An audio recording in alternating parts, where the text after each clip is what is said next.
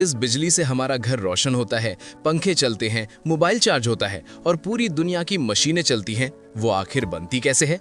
हम हर दिन switch on करते हैं और तुरंत लाइट जल जाती है, लेकिन इसके पीछे जो पूरी कहानी है वो बेहद दिलचस्प और थोड़ी जटिल भी है। चलिए सबसे पहले समझते हैं कि बिजली पैदा कैसे होती है। दोस्तों, बिजली बनाने का सबसे बेसिक सिद्धांत है ऊर्जा को एक रूप से दूसरे रूप में बदलना। यानी हम सीधे बिजली नहीं बनाते, बल्कि किसी और ऊर्जा को बदलकर बिजली बनाते हैं। अब सवाल है, कौन सी ऊर्जा? तो इसके कई तरीके हैं। सबसे आम तरीका है थर्मल पावर प्लांट, यानी कोयले से बिजली बनाना। चलिए इसे स्टेप बाय स्टेप समझते हैं। सबसे पहले बड़े बड़े कोयले के भंडार से कोयला निकाला जाता है और उसे पावर प्लांट तक पहुंचाया जाता है। फिर इस कोयले को एक बड़े बॉयलर में जलाया जाता है।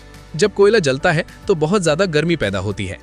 इस गर्मी से बॉयलर में भरे पानी को उबाला जाता है और वो भाप यानी स्टीम में बदल जाता है।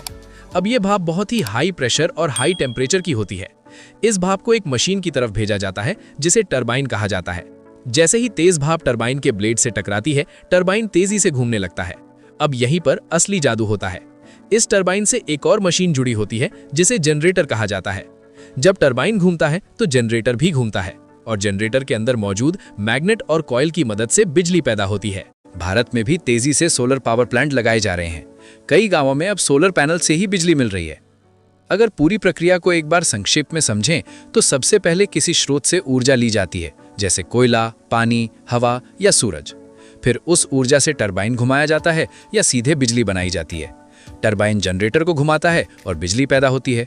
फिर ट्रांसफार्मर की मदद से वोल्टेज बढ़ाकर लंबी दूरी तक भेजा जाता है।